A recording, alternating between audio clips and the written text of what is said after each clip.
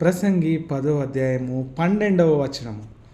జ్ఞానుని నోటి మాటలు ఇంపుగా ఉన్నవి, అయితే బుద్ధిహీనుని నోరు వానినే మృంగివేయును. వాని నోటి మాటల ప్రారంభము బుద్ధిహీనత, వాని పలుకులు ముగింపు వెర్రితనము. ఆహా! జ్ఞానుల నోటి మాటలు ఎంత బాగుంటాయో.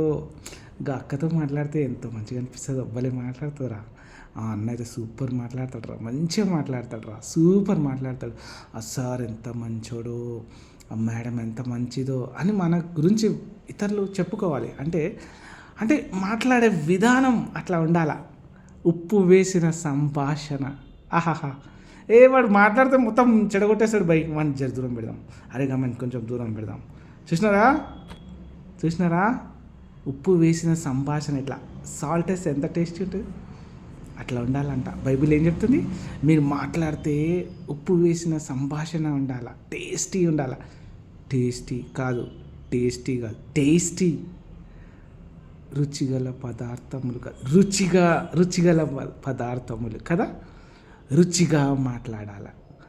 ఎట్లుండాలి? మనం మాట్లాడితే రుచిగా ఉండాలి. సూపర్ మాట్లాడతాడు రా భయ్, అట్లా ఉండాలి. మన వర్క్ దగ్గర, మనం ఎక్కడన్నా sometimes we should maintain that. Ask God, దేవా నా పెదవులని, నా టంగ్ని నేను నీ హస్తాల్లో పెట్టిన తండ్రి, నువ్వు అదుపులో ఉంచు. నేను ఎక్కువ మాట్లాడుతున్నానేమో, ఏమన్నా నోరు జారిపోతుందేమో, ఇష్టం వచ్చినట్టు మాట్లాడుతున్నానేమో, నా నోరు అదుపు లేకుండా మాట్లాడుతున్నట్టుంది.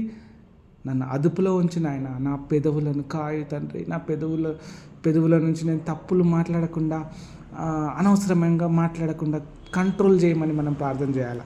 అయితే దేవుణ్ణి అడగాల, ఆయన అడగాల, అయ్యా నా ప్రవర్తన, నేను జ్ఞానిని అనుకోవద్దు ప్రభువా, నా పెదవులు, నా మాటలు, నా టంగ్ నీ హస్తాల్లో పెడుతున్నా, నువ్వు అదుపులో ఉంచి నేను జాగ్రత్తగా మాట్లాడడానికి నాతో నుంచి మా సార్తో మాట్లాడాలి, మా బాస్తో మాట్లాడాలి, మా మేడంతో మాట్లాడాలి, మా సార్తో మాట్లాడాలి.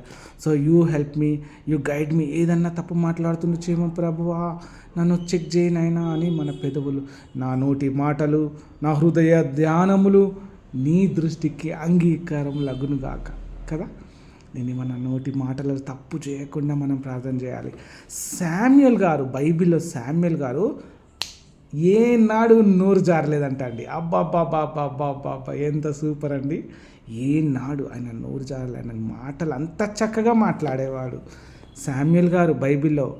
అండ్ ఇక్కడ మనం ఎట్లుండాలి, అవి నేర్చుకోవాలంటే మనం మంచి మాటలు ఏంటి, చెడ్డ మాటలు ఏంటి అన్నీ స్టడీ చేయాలంటే సామెతలో ఉంటుంది బైబిల్లో. చదువుతుంటే చెడ్డ మాటలు ఏంటిది, మంచి మాటలు ఏంటిది, ఏ మాటలు అట్లా మాట్లాడుతూ మనం అవి నేర్చుకో. అందులో ఉంటాయి టాపిక్స్ అన్నీ చాలా ఉంటాయి. ఒక్కరోజు యాకోబు గారు ఏం చేసిండ్రు, బైబిల్లో యాకోబు గారు ఉన్నారా, ఆయన ఏం చేసిండు వాళ్ళ మామతోని, సార్ నోరు జారిండయ్యా తెలిసిపోయి అన్ఎక్స్పెక్టెడ్గానే నోరు జారింది సార్. నేను 7 years ఆ అమ్మాయిని లవ్ చేసిన సార్. మీ పాప 2వ అమ్మాయిని నేను లవ్ చేసిన సార్. నేను ఆమె నాకు కావాలి సార్, 7 years నేను వర్క్ చేస్తాను సార్ అని నోరు జారిపోయింది, అంతే కథం. అయితే అతను ఏం చేసిండు, తెలివిగా 7 years వర్క్ చేయించుకున్నాడు ఈ అబ్బాయితోని, యాకోబు గారితోని వేసుకొని ఒక పెద్ద అమ్మాయినిచ్చి పెళ్లి చేసిండు, లేయానిచ్చి పెళ్లి చేసిండు. పెళ్లి చేసిన తర్వాత, సార్ ఏంటి సార్ మీరు నన్ను ఇట్లా మోసం చేసిండ్రు, నేను ఆ అమ్మాయిని లవ్ చేసినా కదా, నేను 7 years కష్టపడ్డా అంటే, బాబు నా రూల్ ప్రకారం ఫస్ట్ పెద్ద అమ్మాయిని పెళ్లి చేస్తాము. ఇప్పుడు 7 years కౌంట్ లేదు అతనికి, లాభానుకు. ఏమంటున్నాడు, 7 years వర్క్ చేసినావు కదా, ఇప్పుడు ఇంకొక 7 years వర్క్ చేయి. 14 years నోరు జారిపోయిండు యాకోబు గారు. అయ్యో దేవా, మన నోరు కూడా అట్లానే ఉంటుందేమో, మనం కొంచెం జాగ్రత్త, తెలియక చేసిండ. కానీ యాకోబుని దేవుడు ఇశ్రాయేలుగా మార్చిన దేవుడు. 7 years 14 years యాకోబు గారు ఎంత స్ట్రగుల్ అయిందండి నోరు జారినందుకు. మనం కూడా నోరు జారొద్దండి. బైబిల్ ఏం చెప్తుంది, ఇక్కడ ఏం చెప్తున్నాడు అంటే, బుద్ధిహీనుని నోరు వానినే మింగివేయును, వాని నోటి మాటలు ప్రారంభము బుద్ధిహీనతనే. బుద్ధిహీనంగా మాట్లాడటానికి దూరం పోవాలి మనం, వేస్ట్ మాటలు మనం వినొద్దు. పీటర్ ఏమంటున్నాడు జీసస్ క్రైస్ట్ని, నీవు నిత్య జీవపు మాటలు గల వాడవు. ఆహా వాహ్. మనిషిని బ్రతికించే మాటలు యేసయ్య మాటలు, మనిషిని నిలబెట్టే మాటలు. అనవసరమైన రోజు సావు గురించి మరణం గురించి మాట్లాడి మాట్లాడి మాట్లాడి రాలిపోయిండ్రంట, గతించిపోయిండ్రంట. ఎవరు? ఇశ్రాయేలీయులు. చూసినారా? నోరు మంచిగా మాట్లాడండి, బెస్ట్ మాట్లాడండి, బ్లెస్సింగ్ మాట్లాడండి. Bye bye.